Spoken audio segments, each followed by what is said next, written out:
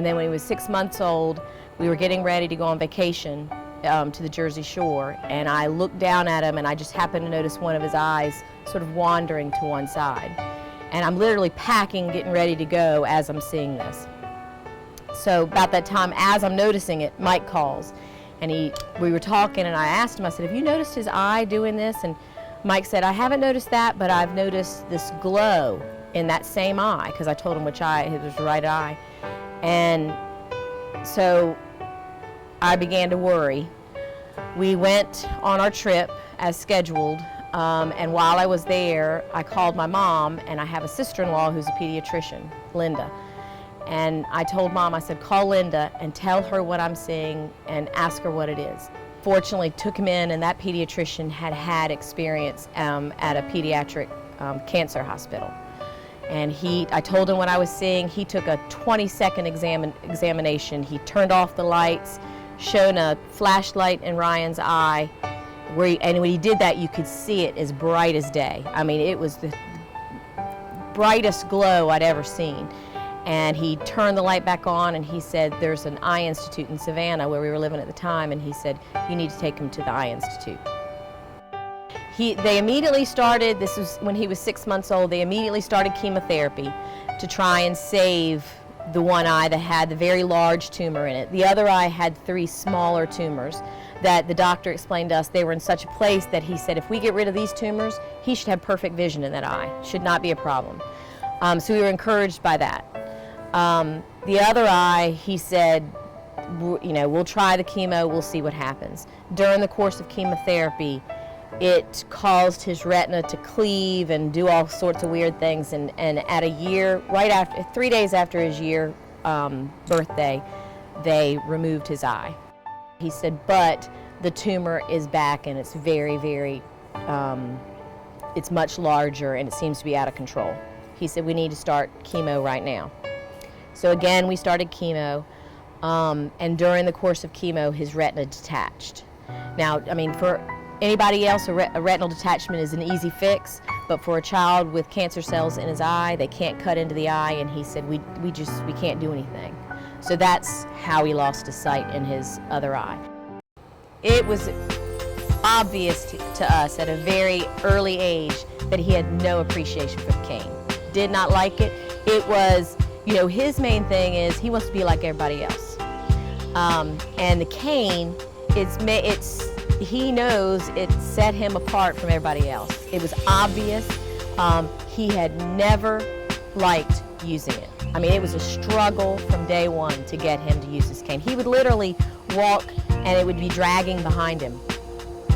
And his orientation mobility specialist said to me at one point, she said, Keisha, she said, I can't do anything more with him. She said, he is years beyond other kids, what he's, you know, what I can do with him now. And she said, so really, she said, he should be able to have a guide dog. Well, at that point in time, he was only like 12 or 13. And the United States, all of the organizations in the United States have been 18. Now they have, some of them have lowered it to 16, but those are in really rare circumstances. So we just thought, okay, we'll just bide our time until we get there. So I asked him, I said, what do you think? Are you interested in getting a guide dog? And he said, yeah, I think this is good. Well, this was his last year at Schofield, and he was going to be starting Aiken High this coming year. And he said, you know, Mom, maybe I need to get into Aiken High and learn the layout and get to know the people before I bring a guide dog into the situation. I said, whatever you're comfortable with, we'll do what you want.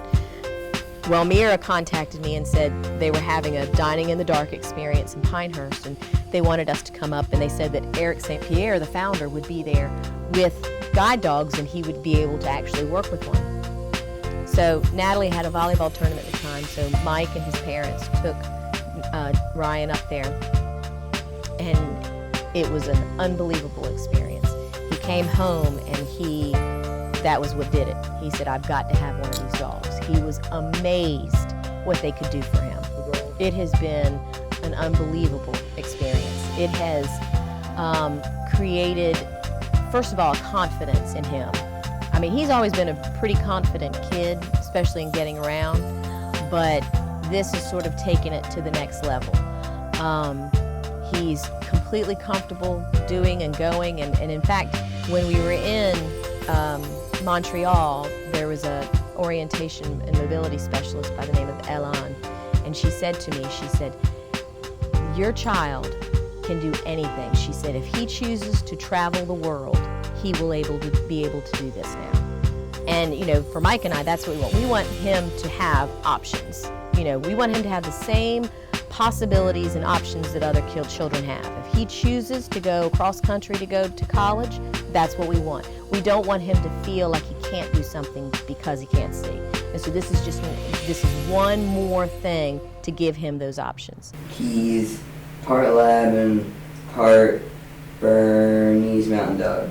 Okay. And what was that like, the training you did in Canada? It was hard. It was different than, like, say, school, because, you were working for a part of the day, but it was not what I would consider, like, hard work like it would be school work. You were just out on the streets, working with the dogs. I liked it. It wasn't bad. Kappa had been pretty much trained to do everything before I got him, but I needed to be trained to work out, know how to, like, tell different commands and stuff, and know how to correct him when he did stuff wrong. And he needed to be able to get used to me, because he hadn't been with me before. He was already 2.5, so he had already spent a lot of his time with other people, so he didn't know me. Well, you don't have to rely on other people as much, and you don't, I guess I can get around a little bit quicker in other places besides here, because I don't need to use them here, but in public places, I can get around easier and quicker.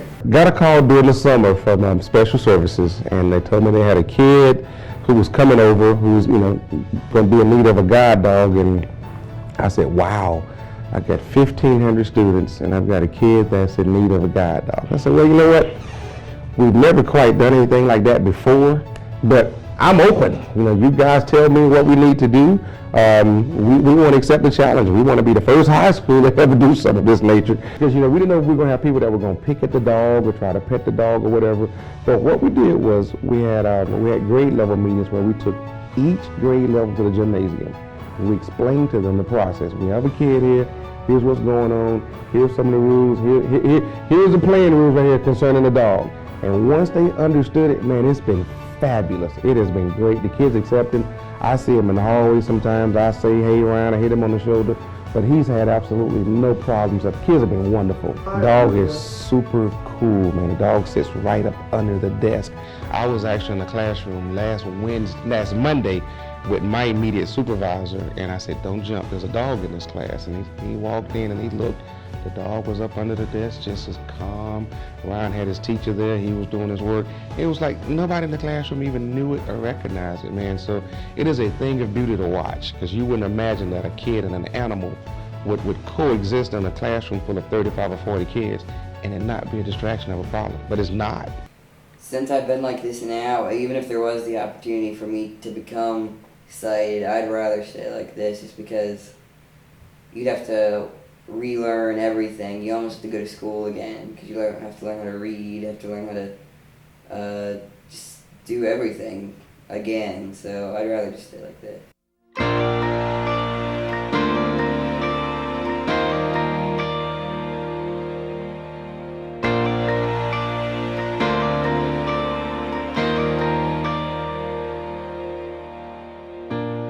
I can't say that everything's okay, 'cause I can see the tears you're crying,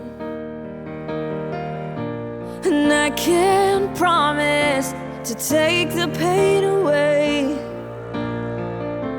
but you can know I won't stop trying. I'll be the angel by your side. I will get you through the night. I'll be the strength you can't provide on your own. 'Cause when you're down and out of time, and you think you've lost the fight, let me be the angel by your side.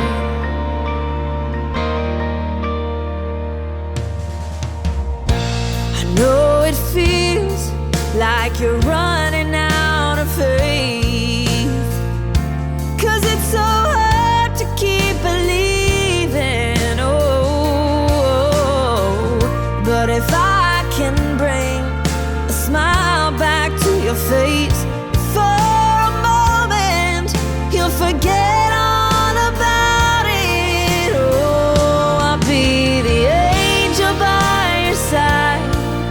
I will get you through the night. I'll be the strength you can't provide on your own. 'Cause when you're down and out of time, and you think you've lost the fight, let me be the angel by your side. 'Cause this won't be the last time you'll need a little hope, but I wanna be the first to let you know I'll be the angel by your side. I will get you through the night. I'll be the strength you can't provide on your own. 'Cause when you're down and out of time, and you think you've lost the fight, oh, let me be the angel by your side. Oh, let me be the angel by your side.